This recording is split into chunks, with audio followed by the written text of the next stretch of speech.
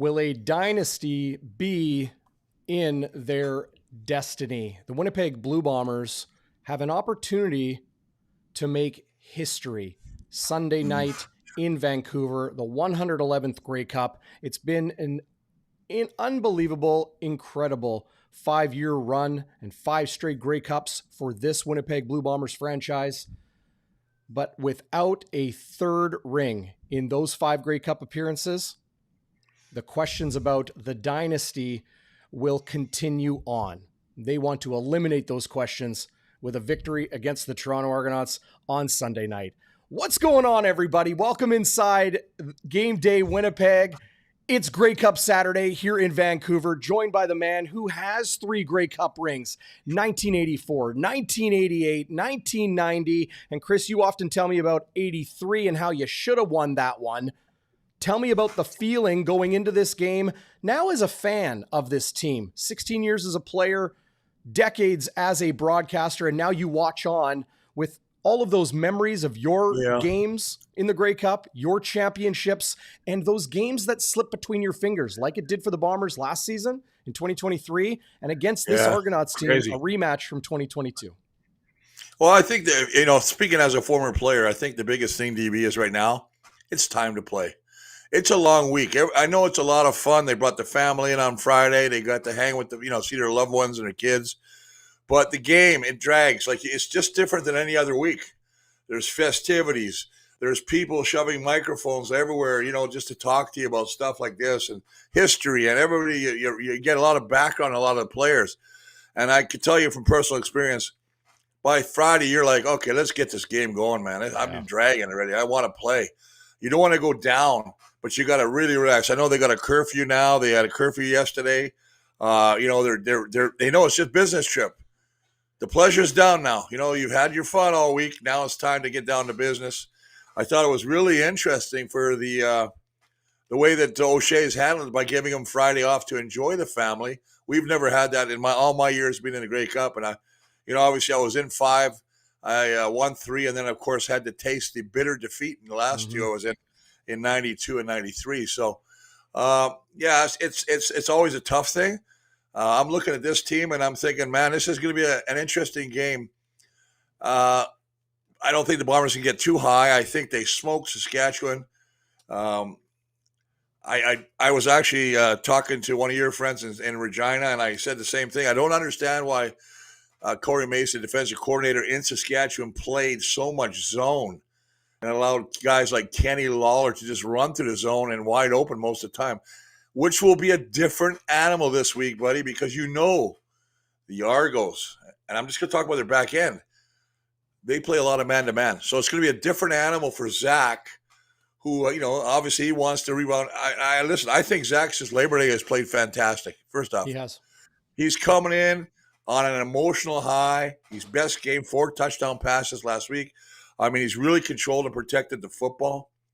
But I fully expect this to be a classic Grey Cup. And, boy, I know you're there in BC, and you're just going to get the heck. I think they got, 50,000 sold. I saw today, I think. And if anybody's never been to Vancouver Place, it's beautiful. What a beautiful stadium.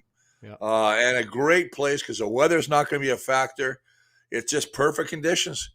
Yeah, I've been to playoff games at BC Place. It was like Nathan Rourke versus Bo Levi when he was the backup to Jake Mayer in Calgary. And that was the atmosphere, obviously, with, 35,000 BC Lions fans. There will be, I know already, like this media hotel that we're in, tons of Blue Bombers fans here. My friend Henry, who's at Bombers practice pretty much every day, every week, is here. Jordy Wilson and his crew. Dale Dreger, that's of course Wade Miller's business partner, but he's the president of the Winnipeg Rifles. They got me, they're like, hey, come on down to the festival, the convention center, the stadium, the hotel, everything is in close proximity. The energy is electric, Chris.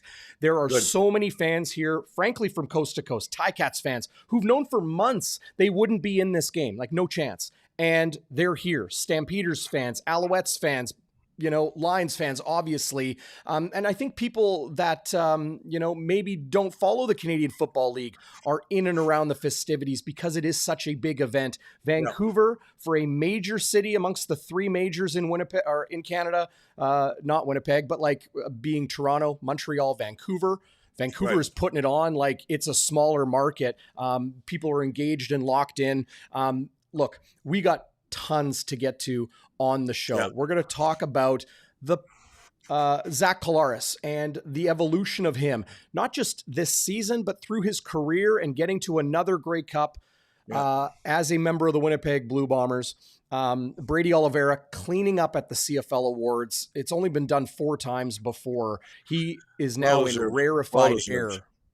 Rarefied air, winning Most Outstanding Canadian and Most Outstanding Player.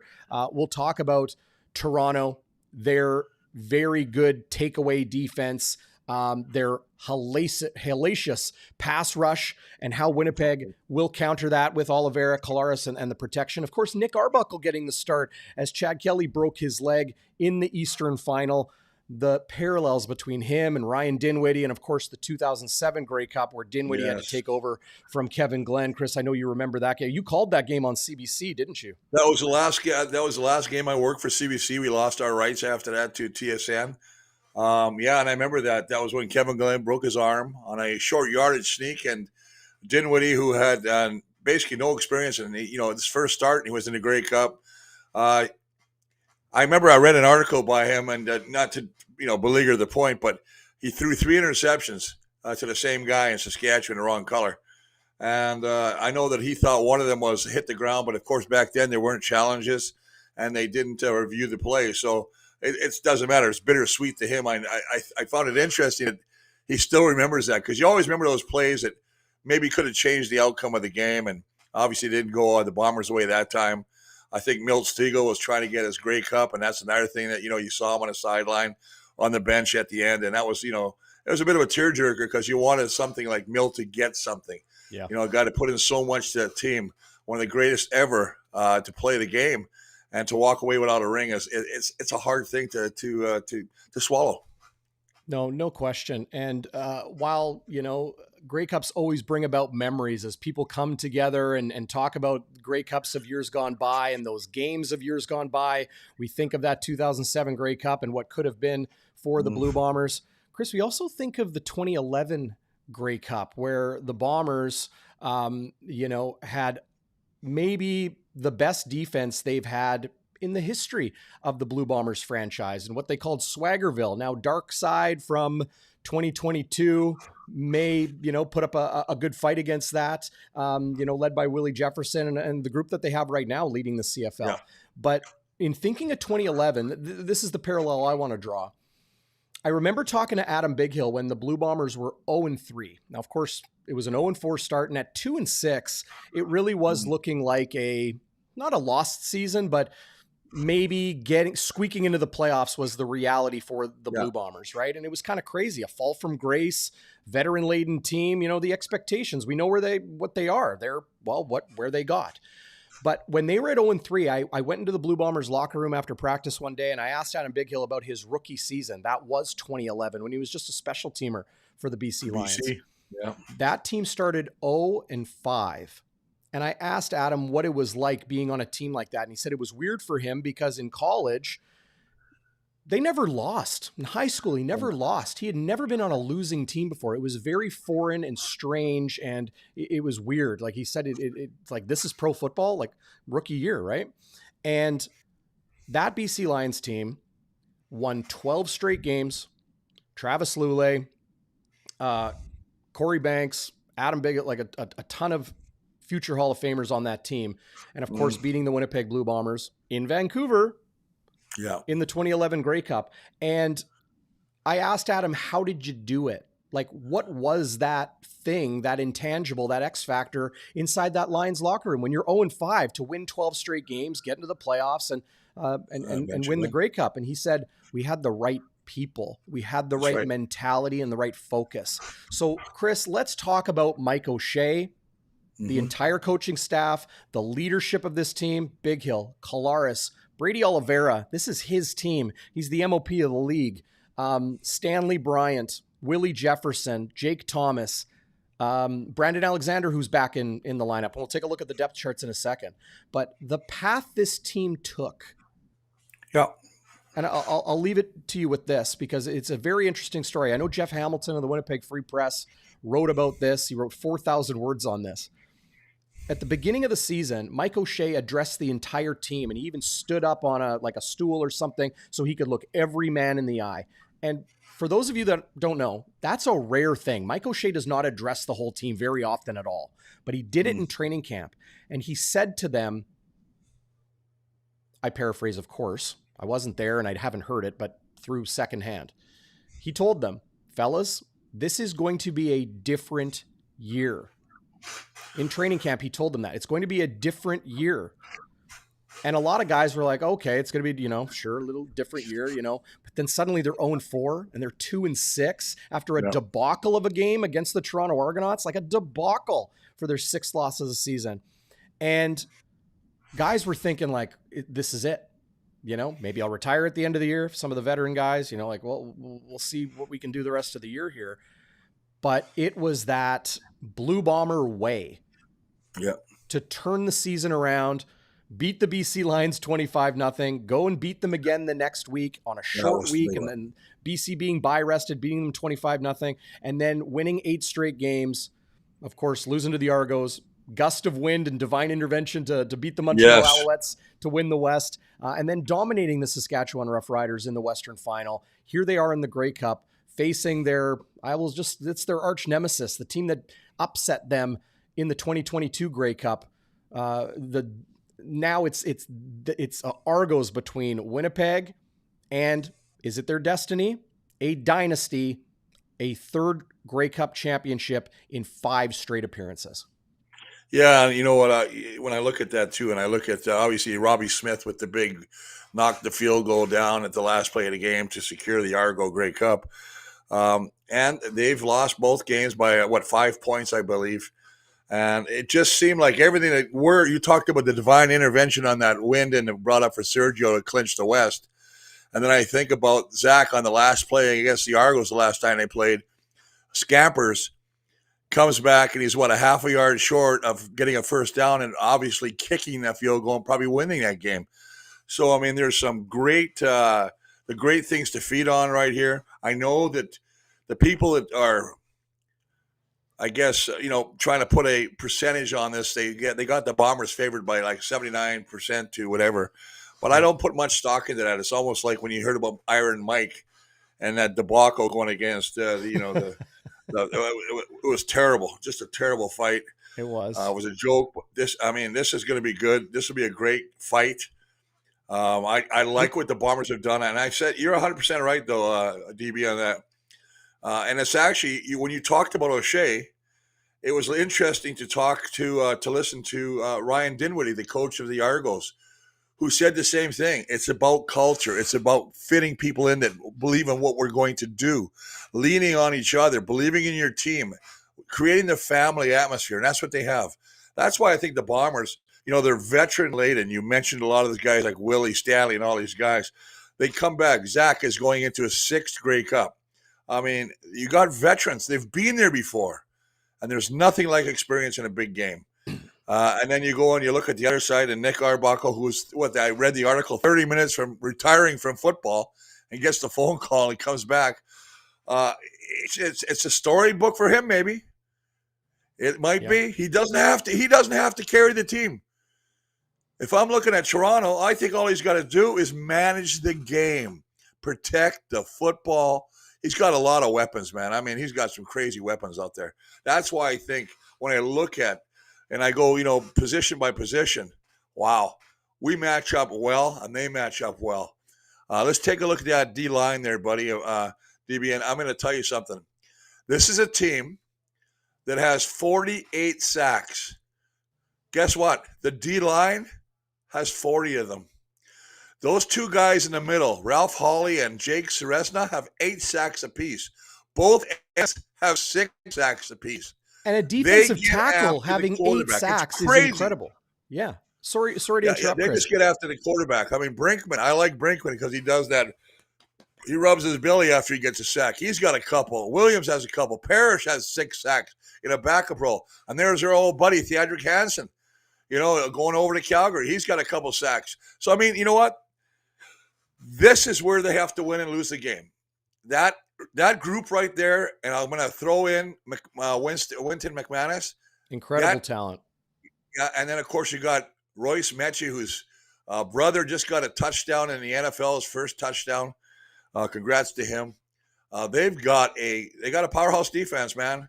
But Montreal ran the ball on these guys, and that's something that we have to do. And I think that, I think if we get Brady going early, a little bit, as we say, we'll use this term one more time for our show, bully ball. That's going to be a big factor in this game, as you know, DB. We have to get good first down production. We need to get Brady involved. And I think we have to do something different. I don't think you can just use him as an option pass. They do a lot of man-to-man covers. They know that Brady's the key. They got to stuff him. And they're going to try and force Zach to hold the football. 12 quarterback sacks against this offense in the last 2 games against the Argos. 7 in the last game. They have made him hold the ball. That's how they got it. That's what they have to do. But I think they have to run the ball more effectively, and that'll help out, because then you got play action. You get those linebackers sucking up to the line of scrimmage thinking it's a run, and you hit the ball behind them. And then you're going to have guys like Ontario Wilson. Maybe this is a week that Carrick Wheatfall has a breakout. They're all looking at Kenny Lawler. We talked this last show against Saskatchewan. He's a freak. Yeah, he is. But I don't know how he got so wide open. He was wide open. I mean, he could probably have 7 touchdowns. They've got, you look at that team, Bailey Feltmates back in the game. They took Michael out. So now, he's at fullback. You got 2 big tight ends in Tuyeli and Gabe Wallace. And I guarantee they're going to play a little double tight. Here's Comet commenting, will Buck Bruce use a jumbo pass protection scheme? Yep. Absolutely he will. We saw it a lot in the West Final. Chris, this is what I thought. I saw a very different offense from Winnipeg in the Western Final. I talk about it a lot here on Bonfire Sports with Schnitzy and you so often, like early in the season. Like, why aren't they using Chris Streveler? Why aren't they trying the more of the jet sweep? Why aren't they doing this or that? Yeah. It's because when the games matter, like a playoff game in Winnipeg against the Riders, like a Grey Cup, that's when you open that page of the playbook you have not opened yet. They have been practicing it. They have pretty much 2 close practices every week. They know what they're doing. They've got someone like Zach Collaros who has seen it all. I don't think, the Argos are going to be able to put much in front of him that he hasn't seen before. I know Dave Naylor and Matt Dunnigan have talked about that on TSN all week. But regardless of how the Toronto Argonauts attack Winnipeg and the Zach Collaros-led offense, they'll run the ball if they need to. They'll dink and dunk if they need to. They'll do possession passing across the middle if they need to. And they'll stretch the field deep with Wilson and Lawler, even Nick Dembski, and you mentioned Carrick Wheatfall. They can all do that. So for me, it's a big swing to the Blue Bombers' favor when you look at Winnipeg's offense against Saskatchewan's defense. While Bombers fans are afraid of the Argos, like Comet also says, I'm a little nervous, to be honest. Expected and normal for a championship game. Yeah. Chris, does this pass rush, you talked about 𝘎𝙤𝙛𝙧𝙚 and Hawley and Flo, Folarin Orlamade, Flo they call him. Those guys know how to get after the quarterback. Winnipeg will have the double tight and they'll do some different things, but Bombers fans are nervous. Can you put them at ease a little bit about how Winnipeg will handle that? Well, this is, again, the reason I think the run game is going to be so important.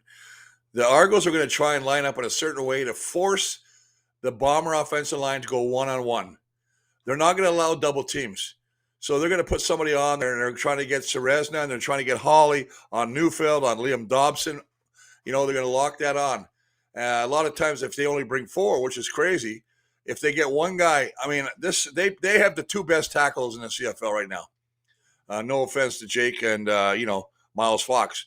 I just think 𝘎𝙤𝙧𝙧𝙯 and Hawley, I mean, when you talk about 16 quarterback sacks from the middle, it's incredible. Defense, it's incredible. It tells me they're getting good push from the outside and they're getting good push in the middle. See, it could be a couple things. Like, Zach likes to get out to the outside. So they get good pressure. But you saw what happened last game. I mean, he went to the outside and he got hit and he fumbled the ball. I'm talking about Zach in the last game they played. They've got good pressure. I don't know. I mean, 𝘎𝙤𝙧𝙚𝙧𝙩𝙨, linebacker, and Dark Angelo, which I love that name. That's a wrestling name for me. No doubt. These guys are. I think they're going to be in for a battle, because I think if I can get Dembski or Lawler one-on-one against those guys, or in a slot back position, whether it's Kenny or Dembski, I think they could be big breakers. I don't think that those guys can cover him on that. Yeah, it'll be interesting to watch that all unfold, how Toronto's pass rush affects Winnipeg's offense.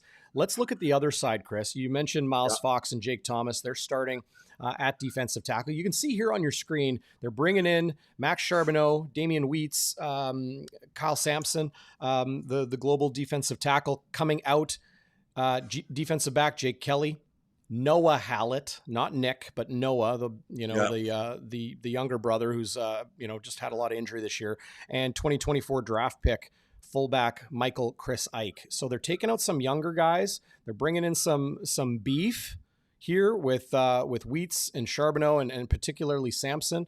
But on the defensive line, you have 𝘎𝙤𝙧𝙧𝙯 and Garbutt, who will rotate lots. Look, fans have been clamoring for it. They're dressing lots of guys. You got Willie J, of course. You got Miles Fox, Thomas, Sampson, Tanner Schmeckel, as Willie J likes to call him, Schmeck, not Shrek, Schmeck, though they could be confused if you saw them. And then Tywin Garbutt and Celestin 𝘎𝙤𝙧. I say that, of course, tongue-in-cheek, having fun with those guys. 𝘎𝙤𝙧 and Garbutt, they're going to rotate all those guys in. Tony Jones, what an incredible story. He was and is getting cut by the Edmonton Elks after signing a contract extension this past winter. Kyrie Wilson back. He did play last week. A lot of people were wondering. He did. I was too. And getting a little bit closer to 100%. Nobody ever is entirely. And then Michael Griffin II. Incredible story about his losing his grandfather. My goodness. Right inside Princess Auto Stadium this year. That was on Sportsnet. Reda Cramdy, or as Willie J calls him, Hot Boy Reda. What an incredible game he had, along with Evan Holm. We know what we got in Tyrell Ford. Brandon Alexander back for a second week, and people hoping his legs are back underneath him. And then Terrell Bonds, and everyone knows how much a fan I am of Dietrich Nichols. Just absolutely outstanding. But when you got Jones and Wilson, you got Reda Cramdy, and that 3 or 4 man pass rush, Chris, Winnipeg's defense, while talented on the back end, and it's almost like that's the business end of it, the back end. It's a little bit of a flip of mentality. It's the front end and the talent they have, where 3 versus 5 O-linemen or 4 versus 5 O-linemen or 6 O-linemen, they still get home. They can still force Nick Arbuckle into some trouble. And we know Arbuckle is not a deep downfield thrower. The run game, the dink and dunk, that's what I expect to see from Toronto. Yeah, well, he's got 4 touchdowns, 3 interceptions this year. He hasn't started a game. I think he played against Edmonton this year, and they had that was the one big game he played. But you know what? It's another interesting thing. You mentioned Evan Holm, who I thought he had the best game of the year last week. He was just like glue on the coverage. Nobody could get away from him. He had about 3 or 4 pass knockdowns. I thought he played well. But I want to throw a little wrench in this. You remember the Bombers signed Brian Scott? Yes. When Strelver went down. Yeah. They kept him and Jake Delaga here for a couple weeks. Then they released Scott. Scott gets signed, obviously the injured Chad Kelly, and he's back on the Toronto as a third stringer. But for a second time this year. But he's also been in the Bomber offense for 2 weeks. Do you know what I mean? Yeah. He's in a quarterback room. And I guarantee it, I don't care what anybody says to me. They're going to pick his brains a little bit. What is his tendencies? What does he like to do? Sure. What are certain things? I mean, I would as a coach. What did you learn there? But how much of a factor will it have? I think a little bit. You can't predict what play is going to be, right? Exactly. It's not like you can go, okay, double tight, they're going to run this. But he can say what they like, tendencies like, what tendencies like. He also knows what Buck Pierce likes to call. So there's a little bit of familiarity. Not a whole lot in 2 weeks. I understand that. Yeah. But I'm saying there's just a little bit. And that's the thing that makes me, wonder what kind of impact just the knowledge he brings over there. I mean, again, you're not taking 2 weeks of knowledge and saying we're going to win the game because of him. I just found it kind of interesting that he spent time here, goes back to Toronto. Yeah. Unfortunately, Chad Kelly gets hurt. Chad wasn't having a great game last week anyway against Montreal. No offense to him getting hurt. I'm hoping he's 100% healthy.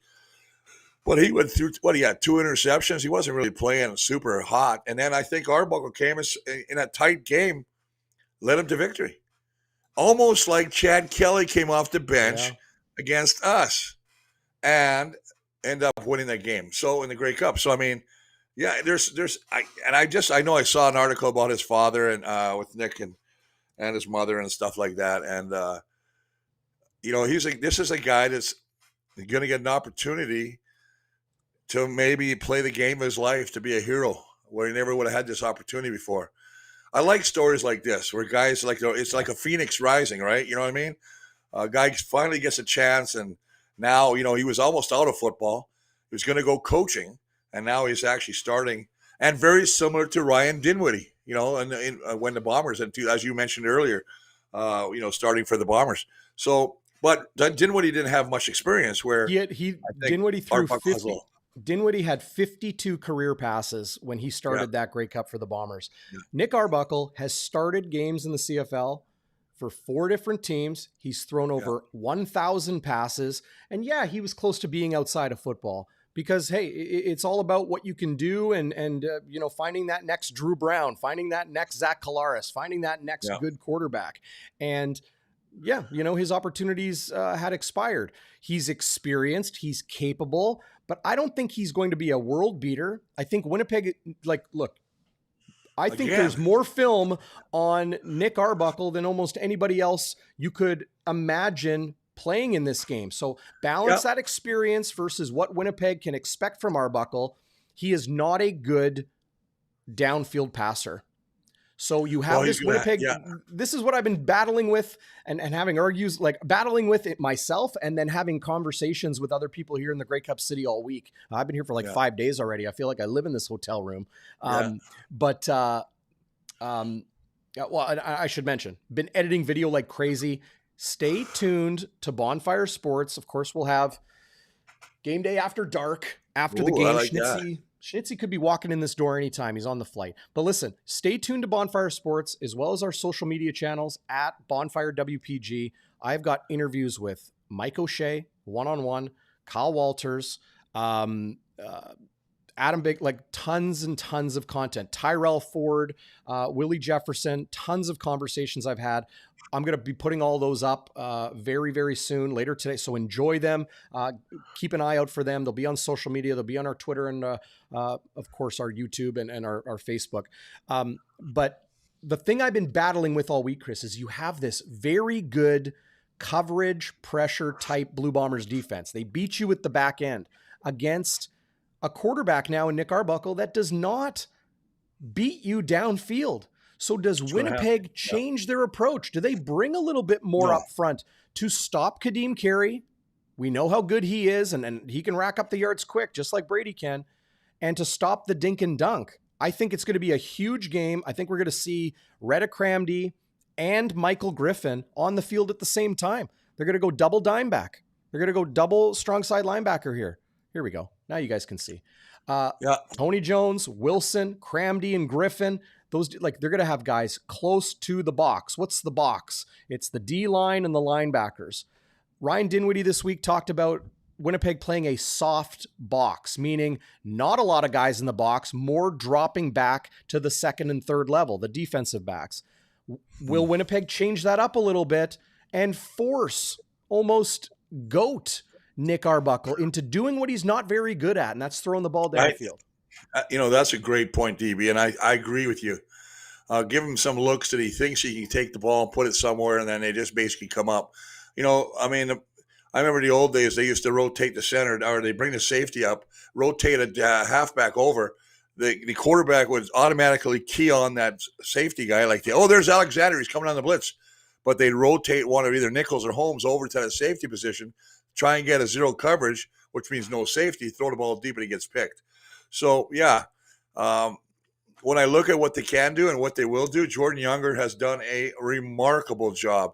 And I think sometimes you got to give kudos to these other guys too. Daryl Patterson, the linebacker coach. I think he's done a phenomenal job. He flies under the radar. Assistant coach Richie Hall has been here for a number of years. They all work well together. It's one thing, DB, when the players work well together, but it's another when you have to have coaches and they have to understand there is hierarchy. And I know that when they go in the meeting, they have things where they'll say, hey, we should try this, and they may get overruled. And sometimes people get their, their nose out of joint because they want to do something, and it may not be accepted.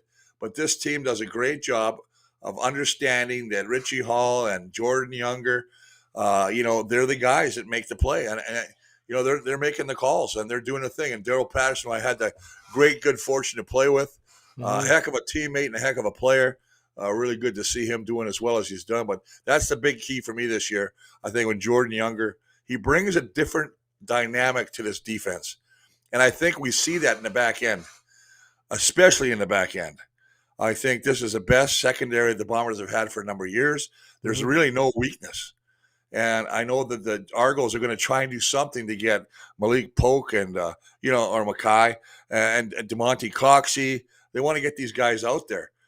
It was interesting to see that, they had an article. I think it was one of the last articles I read in the Toronto thing today about Davaris Daniels and Ryan Dinwiddie having a little talk. And basically I thought Dinwiddie pulled a Cal Murphy line. Oh, go and talk to the receivers. He goes, hey guys, there's only 3 weeks before the trade deadline. Put a little fear in the guys. Oh. Cal would always do that. I remember we got new lockers, which back then it was not like new like they have now. And Stan Mikowas was his locker. And I'll never forget Cal walking up and going, hey, Mikowas, you like your locker? And Stan goes, yeah, coach. And he goes, don't get used to it. So, just played mind games. And I remember that day, Stan, we just came from the gym. He went back to the gym to work out again. So it's a game. And I think that, he tried to light a fire under his offense and his receivers specifically. They've got a good receiver, but I think the key to this team is the running back. Kadeem Carey and that McManus, he's a pretty good runner Deontay too. McMahon, yeah. And they've got a good offensive line. Their offensive line, obviously, what's weird?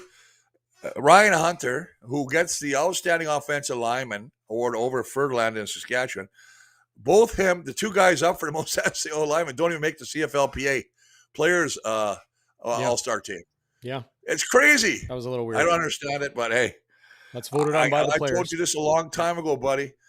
I always thought the CFLPA All-Star team was the one that I liked because it's voted on by your peers. I wonder what voter turnout is like for those PA All-Stars. There you go. Maybe maybe it's not everybody voting. We used to have a Players Association and the guys, and I was on the Players Association in Winnipeg for a couple of years. And what they do is you hand out sheets and you get 1, 2, 3, 1, 2, 3, every position, you pick them out. And everybody has to fill them out. But there's some guys who wouldn't fill them out. Or they forget, or they just didn't hand them in. One of the things that Winnipeg did back then was they were very, very diligent in making sure everybody did it. We took time before the practice. We got it done, and then we went on the field. So I just think it's a great honor. I see Stanley got it again. That's really good. Tyrell Ford, obviously, 7 interceptions, well-deserving. There's always going to be talk of how do you overlook so-and-so over so-and-so. But this is the one I said I like the CFLPA because there's nothing like getting recognition from the guys you're playing against. Right. And offense don't vote for offense. We vote for defense. We want to see who, I'd go, who's the best defensive lineman? Who's best linebacker? Who do I think is this, right? Well, and we're seeing Willie Jefferson on the CFLPA All-Stars and All CFL, and Folarin Olamide on those as well of the Toronto Argonauts. So they got the best him players in the league Jake. are playing in this game. Oh yeah, for sure. And Willie, who's got 4 Grey Cup sacks, number 2 behind Dave Fennell. Dave Fennell has, I believe, 9, but he played in 5 Grey Cup games in a row, right? Well, Dr. Death. They called him Dr. Death. And I remember I played against him and Daniel and David Boone. And if you want to learn how to play football, you get those 2 guys coming at you. Man, I tell you, you either learn or you're gone. It's an apple and a roadmap. Don't let the door hit you on the ass on the way out. Yeah. So, It's Barnes just B good. says Three Down Nation reported that there were 447 ballots cast for the CFL PA All-Stars. Good. Good. Like that's pretty good. That's half the league. Yeah, that's the thing. I guess Because you got about 100 guys. You include practice roster. All those guys are in the PA. well, you know what? And I know I don't want to get away from the game a little bit, but I want to Yeah. say something that's interesting to me. And I was just thinking about this. A guy was talking to me the other day. We're having a couple cold pops, and middle of the week, and this is around the time that we knew that Randy Ambrosie, the commissioner currently, is stepping down. And somebody was saying, "Do you think Wade Miller might go?" And I said, "You know what? What a great idea! I think Wade could walk into that and do a really good job. What do you want? Can he do it out of here, or do you have to relocate to Ontario? I don't know. But He I think would. Wade is. He would need to be in the offices. What's that? He would need to be in the CFL offices in Toronto. Yeah, so I don't know if he'd do that. He's got so many businesses here, but I just think that I don't know if he would. I don't know if he would want to, pass off. Like I'm sure he could find somebody he would trust, and I think it would be up to Wade Miller's trust that everyone in this community-oriented organization would rely on. Wade Miller's trust to pass it on to somebody who would be a good caretaker of it all. But I don't know if he would want to do that. I think. Well, that's a good question. The only interesting thing was DB. They're asking me, and I said, "Hey, I'll tell you one thing. Wade Miller, love him or hate him, he's done a great job of turning it around. You know what I mean? He's made this organization. He changed the culture. He's the first guy to change the culture. He made the locker room nicer. He brought in professional chefs. Yeah. And this is a guy that sat on my lap when I was Santa Claus at the Hudson Bay as a little kid. And now he runs the show and yells at me, "Walby, get down here and sign some autographs." Okay, Wade. Remember where you came from, buddy. I'll pull that picture out. Comment wants to know if you'll be the commissioner, Bluto. Would you take it? I wouldn't. No, you know what? Not unless I can do it from my backyard. Mike Moriali is the CEO, essentially the commissioner of the CEBL. That's the Canadian Elite Basketball League. Winnipeg Seabears being a member.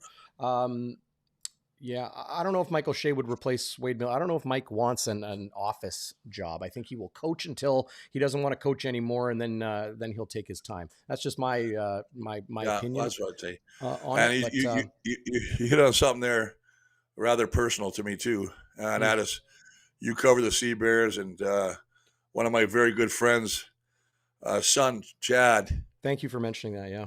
And I just want to wish him prayers and everything, and best wishes, best of luck. I mean, I know he's having some issues. He had aneurysm, I believe, and I know Charles' dad and his mom. So I mean, I just wish him the best. And I totally was not going to say anything until you mentioned the Sea Bears, but I thought we both, I'm glad you did. I'm glad you did. We're sending all of our best to the Chad Posthumous family and extended group of friends. A very beloved young man. For those that hadn't seen the news, Chad Posthumous, player for the Winnipeg Sea Bears, Winnipeg native, incredible athlete and incredibly kind, down-to-earth person, as I've got to know him a little bit the last couple of years working for the club, but suffered a brain aneurysm in the previous days, had surgery on that brain aneurysm, and due to complications, he is now in critical condition. Obviously, family and friends close by, but we're all thinking of Chad and his family. It's just an absolutely scary, terrible thing. We haven't had much luck in the Winnipeg sports community over this last stretch of time. You did a great job with the stickers the last time you and I met, honoring. I'll let you go with who it is, and your good friend who unfortunately lost a terrible battle with Ted. There he is. Just matter of months. Cancer arrived and took Ted Wyman from us. 30 years as a sports reporter and sports editor at the Winnipeg Sun. Besides that, a dear friend, incredible, down to earth, real human being. To see the commissioner wear the stickers, shout out to John Hodge at Three Down Nation, who had a family member make those stickers up really quick, but taking that design that you guys can see over my shoulder there, that's why I keep pointing there. And, to Well see it on the done, DB. commissioner's Well done. lapel and making Well done. comments, to see it on, Blue Bombers players and staff. First words out of Mike O'Shea's mouth There you go. this past week. First words out of Zach Collaris's mouth this past week, following that terrible news on Saturday. I'll say I've said this a couple times, Chris, but I think it bears repeating. It was a super Saturday of sports in Winnipeg on Saturday. We lost Ted early Saturday morning. The Winnipeg Jets won a record 14th victory of the season, 14 wins in 15 games. That had never been done before. And then later that day, the Bombers dominating their rival Rough Riders in the Western Final, punching their ticket to unprecedented, nearly fifth straight Grey Cup. I know a lot of people in that organization, a lot of Bombers fans, those that are pulling for the team, are hoping that, they finish the job and, bring some light Amen. and some levity and some celebration to, kind of a dark, sad time right now. We will digress. We'll move on, but, Ted has been very missed here in the Grey Cup City. It was like he really embodied himself and his true self at Grey Cup, working hard, playing hard, meeting people, being just the big personality that he is. Yeah. But Ted would also want it, his life celebrated, not mourned. So, win it for Ted. That's right, Waiters. A lot of people mentioning that. Thank you for that comment in the live chat.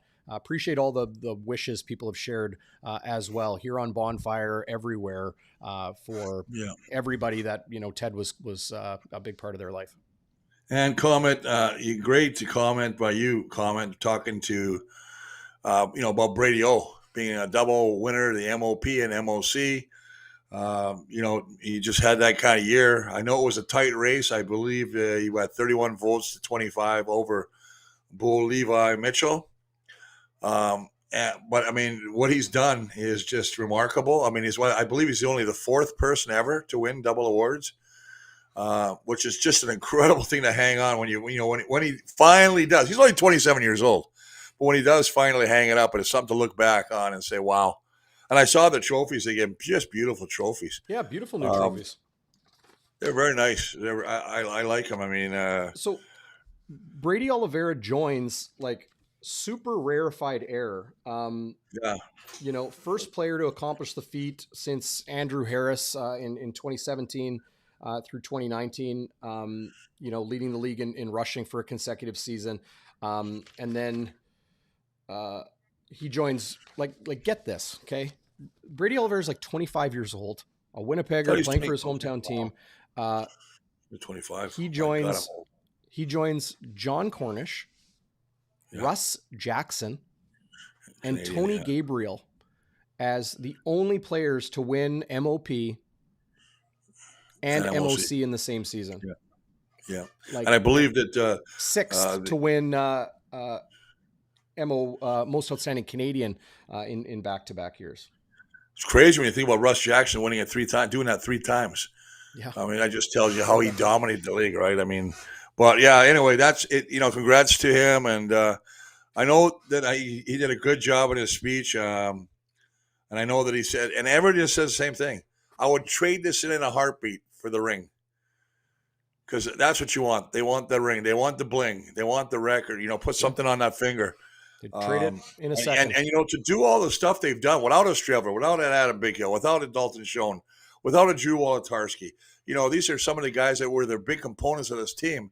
And it tells you how good of a job that Kyle Walters, and the scouting, Danny McManus and all these guys, bringing in players that they can just put in that position and have them blossom before your eyes. Yeah. So, I mean, kudos to them. I think this has got the earmark of a really good game.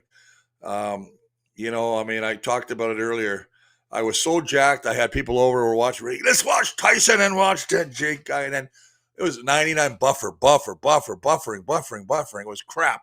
Netflix, oh, baby. I heard there's a record number of cancellations today. They were just like, get out of here, man. Wow. So, but I mean, that was a hype game that didn't leave anything up to the hype. Yeah. And now I heard that Jake Paul challenged The old president, who's 100 years old now, he challenged him to a fight now. What's no, just as a joke. That's like Dana White or whatever. Or? No, he challenged Mr. Joe Peter Biden. Farmer. Yeah, of course that was a joke. It's like you're gonna box an old man, Mike Tyson. That's how much they thought they put stock into this. Yeah, it was the most hyped. It was a terrible thing. Come on, they made a bunch of money, and you know they made a bunch of money. It's the antithesis. It's the absolute opposite of what we're going to get in, for my money, the best brand of football, the best set of rules of football in the world. The Canadian Football League, the 111th Canadian Championship, the Grey Cup, and just an awesome matchup between the Blue Bombers and the Toronto Argonauts going down Sunday. Don't miss pregame. Don't miss postgame. Don't miss postgame. It's not going to be immediately after the game because I'm going to be inside the Blue Bombers locker room, right? I got Zach Nolan of the Nolan Hockey Podcast back home. He's going to be editing video. Schnitzy's going to join me. We're going to do the postgame somewhere. I don't know. And it will happen eventually that night. Trust in that. It's just not going to happen immediately after the game because, we have some duties to do. But you want to stay locked to Bonfire all day today and Grey Cup Sunday. Grey Cup Saturday, Grey Cup Sunday. You talked about Kyle Walters and bringing that next crop of guys in. Eric Lofton. I'm sorry. I have to laugh about that. Well, are you excited for the Jonas Brothers? Oh, was that in the live chat? Yeah. No. Just be honest. This is weird. It's like you want to talk about everything but football. Well, no, I think we banged on a lot of the good points. I thought that is that your cousin, Glenn Bauming, or your brother? That's my uncle. Cousin? He had a good comment. That's your buddy, Stan Mikowas' old high school buddy. That's right. Yeah, but he mentioned Wally Buono. Wally Buono for commissioner. You know what? That's an absolutely excellent choice. But let's go back to the game. Let's digress. Let's go back to what we're talking about here, the Grey Cup 111th. I'm not excited about that, no. Kyle Walters, I have an interview with him. I'm going to post a little bit later today talking about bringing some of those new guys in. Eric Lofton and having a draft pick from a couple years ago, Liam Dobson, get into that offensive line and big changes following the loss of Jamarcus Hardrick in free agency. Chris, you and I talked about it last week. It could take a couple months for that offensive line to settle in and get comfortable. I think Zach Collaros, one of his greatest strengths as a quarterback is that no matter what, he is going to make the same throws, make the same reads. Yeah.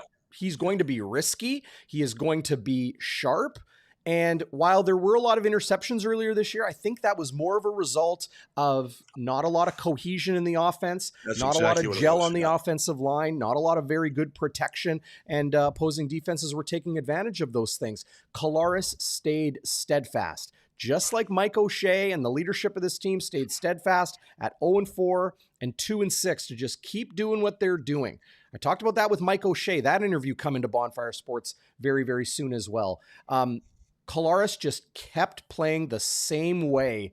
Snap and clear is the saying he likes to say. You snap and you clear it from your mind. You flush it and you move on to the next. There's nothing you can do about the past. Focus on the next play. And Collaros did that. And now we're seeing what he is capable of, and that's beating teams with a big arm, super smart decision-making, and talented receivers that, are on the same page as him right now. Yeah, and Zach likes BC Place. Another thing, he's 5-1 at BC Place. Now I was talking to somebody else last night, and they were saying, well, Zach has, he hasn't thrown a touchdown in the last two Grey Cups.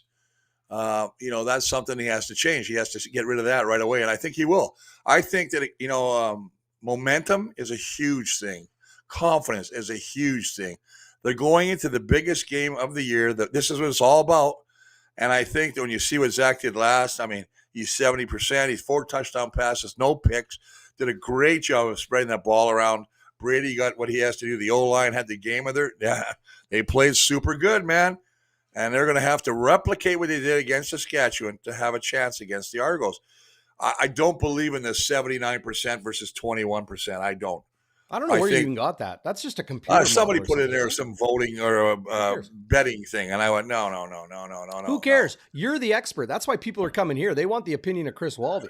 Well, I think we're going to win. I really do, but I think it's going to be a lot closer than people see. Just take a look at the last two games we played against these guys. Difference of 5 points. So, Well, the betting This is line is a so great people will matchup. put It's a great people will put matchup. some money on the Argos, right? That's why it's 10.5. It's so people say, Well, that's a big line. I don't think the Bombers will cover that.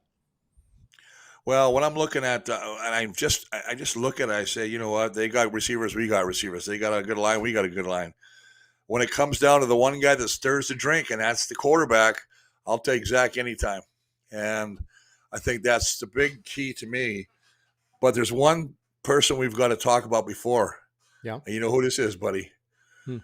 And he gets around the corner, he's gone in, he's gone! Touchdown, Janarian Grant is the X factor, and he's playing in ideal conditions. And I tell you what, 5 touchdowns on the year, 4 regular season, 1 last week, a big one against Montreal. He is all-time electrifying, X factor. You've got to make sure Mike Miller, those guys on the cover team, just do a good job of limiting and maybe causing him to fumble. I believe he fumbled against the Bombers last time. Well, we got a touchdown out of it. So, yeah, we did, as a matter of fact. I think it was, what's his name, Brian? I think it was Brian Cole caused the fumble, or it might have been Tony Jones. Doesn't matter. Anyway, you got to rattle him. If he gets confident, I mean, he leaves. He's averaging, he's got averaging almost 15 yards a punt return in a game where could field be the position X factor. He could be the difference. I think. And then maybe, who knows? Maybe we're overlooking Lucky Whitehead. You know what I mean? Maybe Lucky Whitehead's going to have about time. Be just broke about one time, almost just in time. last week. Yeah. Yeah. But I got to admit, you got to see, he reminds me Argo of specials, though. Good. They got good, man. Well, they got great punter. He's got, I think, how many I put down? 8 inside the 10. He's number 1 punts inside the 10-yard line. But their cover teams, their cover teams are good. And 𝘎𝙤𝙤𝙧𝙚 is good. Yeah. They have a guy named Kerfala. Remember 𝘎𝙤𝙧𝙧𝙚? He used to play for the Bombers. He's up there in special teams. They got a guy that led the league in special teams, and Jack Kassar, 22. Yeah. This is a good team. That's what I'm telling people. Man, if you're not there, and I wish I was in Vancouver, but I'm glad I don't have to come back on a plane because I hate flying, and they shove me in a little seat. And it seems like every time I fly, I walk down the aisle, and everybody's doing the sign of the cross. And I think it's because they don't want me to sit with them. They're like, oh, God, he passed me. He's on row behind me. And I always get the biggest guy. We're sitting together. We're swapping DNA just by sitting so close. You know what I mean? We're just like, oh, man, this is great. Only 3 hours. Okay, that's good. No. So, yeah. Before we get into your keys to the game, we got to pay some bills. And doing that, look, huge ups to my friends at the Silver Heights restaurant. I don't know if you guys got plans out there for Sunday, but the Heights is the place to be. Their Grey Cup party has a buffet, prizes, giveaways, drink and food specials. Doors open at 3:00. Tickets are $35, as you see on your screen. You get entry. You get a buffet. That means you're going to have a ton of food, and the food there is amazing. They have the best barbecue ribs in town, and they have touted that and proven that true for literally decades. Entry, buffet, and a beer. You can get your, as you see on the screen there, your Tick Jets. Your tickets? Tick Jets. Get your Tick Jets today. You can find information on the Silver Heights restaurant on their website, silverheightsrestaurant.com, and they're in sunny St. James, 2169 Portage Avenue, just west of Assiniboine Park, Sergeant Sunday, that area. Give them a call, 204-889-7246. Whoops. Sorry about that. Keep bringing up Donnie Boy's comment there. But this Grey Cup party is going to be a blast. Be sure to go check them out. Really great people. Tell them Bonfire sent you. Go see JC Tony and the crew over there. Chris, this week I've had, and you guys can check out my interview with him. Douglas Savage, had him on Bonfire this past week. Awesome guy. Really, really glad I got to meet him and talk to him a little bit. My New Hero, Memories of the Rink Rats, is his book. Douglas Savage is a Winnipegger. This story of chasing a stick that Wayne Gretzky gave him in 1983 when he snuck into a Winnipeg Jets practice. He said Wayne Gretzky was his nemesis. And then they went for a 45-minute walk on a beautiful spring day. It sparked a lifelong connection between the great one, Wayne Gretzky, and the Winnipeg kid, 8 years old, Douglas Savage. An awesome book. That's really, really a great read. And I'll show you guys here. These are the two old covers. What I just showed you on your screen with the new covers. I got a bunch of these books. If you guys want one, Amazon link in the description below. You can find it on Indigo as well. But I think I might give away a couple of these over the next couple of weeks. But order one now. Christmas right around the corner. A great book. There's there's Bombers stuff in here too, Chris. Like stories of Dieter Brock and stories of the Bombers playing, the doubleheader, like a Super Saturday, like we just saw.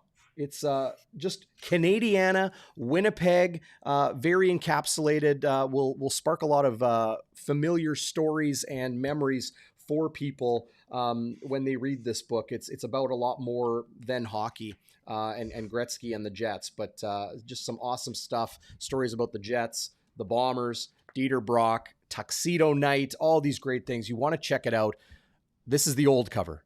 But the new cover, as I just brought on your screen there, My New Hero, Memories of the Rink Rats. You guys can find a link to the Amazon page in the video description below. Big thanks to Douglas Savage, the Winnipegger, and Tony and JC at the Silver Heights Restaurant for sponsoring us here on Bonfire Sports. Big reason why we're here in the Grey Cup City, Chris.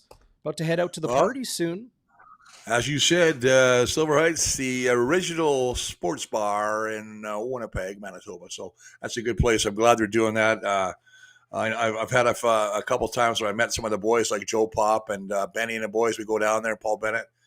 And I think it's great. Hey, Gerald Wilson, I believe you can get the game on CFL Plus. Yes. So he's in the Philippines, man. That's good, man. You have a great time out there. Stay safe, and I think it's CFL Plus. So that's how you can watch the game. CFL.ca/plus PLUS. There you go. All right, there you go. Yeah. But and you know what? You can also get a VPN. That's a virtual private network. Maybe it's a little bit of technical confusion, but you can essentially tell the internet that you're in Canada, and then you can watch TSN as if you were. Amen. Hope I'm not telling stories out of school there, but it's definitely not a state secret. Good times at the Heights, says Comet. Absolutely right. Great to see everybody in the live chat. All of you OG Bonfire starters, you've been with us the whole way. Chris, you and I, this is our final show of our 4th season on YouTube and our 10th season together. Congratulations to you for putting up with me for a decade of pregame shows. That's crazy when you think about it, eh? A lot of those. It's been a lot of fun. Troy Westwood. Yeah, you know what the weirdest thing is? It's gone so fast. It just feels like we just did our first show a while back. And then we did the show from the lake, and we did the show on my deck at the lake, and then we did a show here. I think that what I'd like to do, hopefully if we're doing this again next year, which I'm sure we will be, I think we should do some locations. We should do the Silver Heights. We should do stuff like that where you get people involved to come in, and you can actually have them, really get involved in our show. So that'd be great. I also want to throw one. And if people out there want that to happen, if you want to see Chris Walby live in person doing the show with myself on Bonfire Sports, hit that thumbs up. They see me at the vendor. Yeah, we could do it at the vendor. Do it at the beer store. Oh, it's at the vendor. I do more, and I'm not lying. I probably have more football conversations when I'm in the vendor buying some beer. People want to talk, and they go, "Hey, how about them Bombers?" And it's great. We have great fans. They're everywhere. And it's just going to be a great game when I think about this. And I think one of the things that's interesting, for those of you who have never seen BC Place, the really cool thing is before the game starts, both teams come out. Our locker rooms are absolutely across from each other. There's a hallway. And they're out, and you're looking at them. They're like 5 feet from you. And, I mean, the stuff that goes on, and just as you're getting introduced, it is crazy. You're yelling. They're yelling. I'm going to kill you. I'm kicking your ass. Oh, wait till you see this. That's probably the only time you see it, because usually we come out a separate entrance. But in BC, it's different. So it's going to be exciting, man. Maybe they're going to introduce one team and pull them out after. But there's a lot of hooliganism going on when we had games there where guys would really get into each other's face before the game and smash a little helmet. So Yeah. Ooh, I'm jacked. I don't know. It's a good thing It's the going to be a game's at great game. 5. Yeah. I can sleep. I got to You sleep better get some tonight. sleep, Chris. There's no sleep in the Grey Cup City. I'll tell you that. Oh, I Schnitzy is going to be know. I walking in know. that door any minute. You're going to be burned out when you come back. I'm telling you right now, man. Because Yeah, I it's a generally lot sleep of for a work. week. Yeah. Yeah, mind you, they took care of you. It's a good thing, and like you said, it's going to be a great game. That's the biggest thing I can talk about right now. It's Well, a game that, I just wanted to say, look, if you're pulling for the Bombers and you want yeah, Bonfire Sports live on location next season, hit that thumbs up. Be sure you're subscribed, and most importantly, share this show and our other content. There'll be lots coming in the next 24 hours leading up to kickoff. Interviews with Walters and O'Shea and a ton of players and other content as well. Share it with your friends. Post it on Facebook. Put it on Twitter. Send it out. Send emails. Send texts. Send Bonfire Sports to your people. The social media is simple. Bonfire WPG and BonfireSports.ca. You'll find links to everything, but you guys know what to do. Just be sure to do that. And hey, maybe it'll give you a little good karma, and the Bombers will come away with a victory and cement this dynasty. Before we get to your keys, Chris, will this be? No, you know what? Let's get your keys, and then I'll ask you the big question. well, I want to say one thing before burning that. And I see Spency. I love the fact that everybody's online with us, guests chatting with us. Yeah. And I love that Spency is his niece's 19th birthday. Happy birthday. Didn't leave her name, but, hope she has a great time. You want to go to the keys? I think the keys are pretty, one thing we have to do is we got to protect the ball, but more importantly, protect Zach. You can't let him take these hits anymore. I think he needs to spread the ball around, and I think good first down production. But let's not forget about everything. Number one, bully ball. Boys up front, you got to make some holes for Brady. And if Brady runs well, you guys are going to have a great game and you'll win the cup. Defense, make Arbuckle hold the ball. And I mean, DB, you hit a good point. He hasn't really thrown the ball deep. So if you make him hold that football and you start, got to stuff the running game with, I think one of the best running backs in Kadeem Carey, who had a breakout year this year. And I think Jordan Younger, the defense coordinator for the Bombers, is going to do an excellent job of mixing up defensive coverage to confuse. Arbuckle hasn't played a lot of games, so I think he can still get in his head. Special teams, I cover. Don't let Janarian Grant be the X factor in this game. And that's. I mean, I hate to pick on one guy, but that's it. He's so good that he can change the whole aspect of the game with one return. So, Mike Miller, get those guys fired up. That's your 3 keys to the game, Chris Walby. I don't know if I could watch a Grey Cup without your 3 keys to the game. You remember this guy? Dieter Brock, baby. Yeah. The rifle, the Birmingham rifle. This is in my new hero. Tons of great Bomber stuff in this as well. So be sure to pick up a copy. Link in the Amazon link in the description below. Silver Heights Restaurant. Big thanks to you guys. Joey Slats, our good friend, who's going to the Silver Heights on Sunday. Slattery. He just might be there. Him and Jen.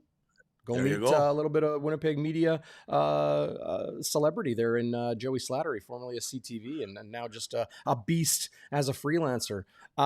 Here's my big question, Chris. The bonfire burning question going into the 111th Grey Cup. This, as we know, is a 5th straight Grey Cup appearance for the Blue Bombers. 2 wins, then 2 losses. Does Winnipeg need a win Sunday for this to officially and without question be a dynasty in the histories of the Canadian Football League? I think that's what it has to be. I look at both sides, and if we're winning, obviously, and I tell guys this, when you get in that locker room, take a look around the locker room because they won't be the same guys next year. If you lose, and I don't think they will, if you do lose, there's going to be changes. There's always changes. But if they end up losing 3 in a row, they're going to have to make they're going to make changes. That's just a fact. That's the way it is. It's a business. As much as it's about love and family and friendships, it's a business. That's the bottom thing, right? And so I still think they're going to win. I think we have a team that played so well last week that are riding a high. I love our secondary. I love our defense.